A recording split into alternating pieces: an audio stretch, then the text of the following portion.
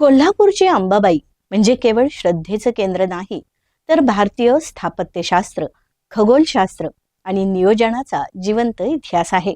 वर्षातून ठराविक काळात सूर्यकिरण थेट देवीच्या पायांवर, नंतर मुखावर येतात. हा चमत्कार नाही, तर शास्त्रीय अचूकतेचा अद्वितीय नमुना आहे.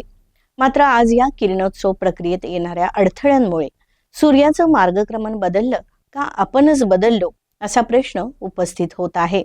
यावर प्रसार माध्यमचा हा स्पेशल रिपोर्ट.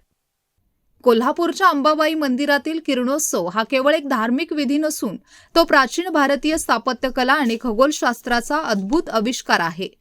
दरवर्षी 31 जानेवारी ते 2 फेब्रुवारी आणि 9 ते 11 नोव्हेंबर या उत्तरायण आणि दक्षिणायन काळात मावळत्या सूर्याची किरणे देवीच्या मूर्तीला चरण स्पर्श करतात. मात्र गेल्या काही वर्षात या सोहळ्यात अनेक अडथळे येत असल्याने तो पूर्ण क्षमतेने पार पडताना दिसत नाही. किरणोत्सव म्हणजे सूर्याच्या मावळत्या किरणांनी देवी अंबाबाईच्या मूर्तीला थेट स्पर्श करणे. मंदिराची रचना अशा प्रकारे करण्यात आली आहे की वर्षातून ठराविक दिवशी पश्चिमेकडील महाद्वारातून सूर्याची किरणे आत शिरतात आणि ती थेट गाभाऱ्यातील देवीच्या मूर्तीवर पडतात. साक्षात सूर्यनारायण किरण रूपाने देवीची पूजा करण्यासाठी येतात अशी भाविकांची श्रद्धा आहे. कोल्हापूरच्या अंबाबाई मंदिरातील किरणोत्सव हा जगभरातील भाविकांसाठी औत्सुक्याचा विषय असतो. 7व्या शतकातील हेमाडपंथी वास्तुकलेचा हा नमुना आजही सर्वांच्या जिज्ञासेचा विषय आहे. परंतु आधुनिक काळातील काही बदलांमुळे या सोहळ्याच्या मार्गात जणू अडथळ्यांची शर्यत सुरू असल्याचे चित्र आहे. अंबाबाईचे मंदिर हे केवळ दक्षिण काशी म्हणून ओळखले जात नाही, तर ते प्राचीन भारतीय स्थापत्यशास्त्राचा एक अजोड नमुना आहे.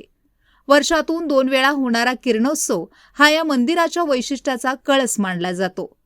मात्र गेल्या काही दशकात या सोहळ्याच्या मार्गात येणारे अडथळे आणि त्यावरील चर्चांनी सध्या गंभीर वळण घेतले आहे. आपण पहिल्यांदा अंबाबाई मंदिराच्या किरणोत्सवामध्ये कोणत्या प्रकारचे अडथळे येतात ते पाहू. मंदिराच्या समोर व परिसरात उभारलेल्या बहुमजली इमारतींमुळे सूर्यकिरणांचा नैसर्गिक मार्ग अडतो. त्यामुळे ठराविक दिवशी किरणोत्सव पूर्ण क्षमतेने साधत नाही. किरणोत्सवाच्या वेळी आवश्यक असलेला दृष्टीमार्ग शहर विकास नियोजनात दुर्लक्षित राहिला. रस्ते, दुकाने, पत्रे, फलक यांमुळे अडथळे वाढले. विद्युत खांब, केबल्स, होल्डिंग्स, छपरावरील पत्रे, शेड्स हे तात्पुरते नव्हे तर कायमचे अडथळे ठरले आहेत. किरणोत्सवाची वैज्ञानिक मोजमापे, अचूक कोन, उंची, कालावधी याबाबत अद्ययावत आणि अधिकृत अभ्यास कमी प्रमाणात उपलब्ध आहे. त्यामुळे प्रशासनाकडून ठोस निर्णय होत नाहीत. मंदिर ट्रस्ट, महापालिका, पुरातत्व विभाग व जिल्हा प्रशासन यांच्यात एकत्रित धोरणाचा अभाव जाणवतो. नमस्कार, मी शिवराज बंडोपंत नायकवाडे, सचिव पश्चिम महाराष्ट्र देवस्थान व्यवस्थापन समिती कोल्हापूर. करवीर निवासिनी श्री महालक्ष्मी अंबाबाई मंदिरातील महत्त्वाच्या वैशिष्ट्यापैकी एक असणारा किरणोत्सव हा या महिन्याच्या अखेरीस आपल्याला पुन्हा एकदा पाहायला मिळणार आहे. दक्षिणायन आणि उत्तरायण अशा दोन्ही कालावधीमध्ये आपल्याला किरणोत्सव पाहायला मिळतो. आता हा किरणोत्सव पूर्वापार पद्धतीनं 3 दिवसासाठी मानला जात होता, परंतु 2018 पासून आपण संशोधकांच्या अभ्यासानुसार आणि कारंजकर सरांच्या अहवालानुसार आपण तो 5 दिवसाचा करायला सुरुवात केली होती. त्यानंतर आपण 2022 नंतर थोडा आणखी त्यामध्ये जास्त अभ्यास करून तो 7 दिवसाचा कसा आहे हे पण आपल्याला चाचणीद्वारे समजलं आणि त्यानुसार आपण या वर्षीचा 27 तारखेपासून ते 2 तारखेपर्यंत पूर्ण 7 दिवस कसा किरणोत्सव होईल यासाठी प्रयत्नशील आहे.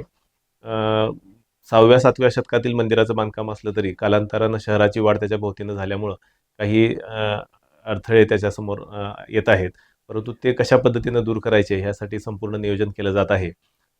त्याचे 2 विभाग आपण केलेले आहेत, एक तात्पुरते अडथळे आणि कायमस्वरूपी अडथळे.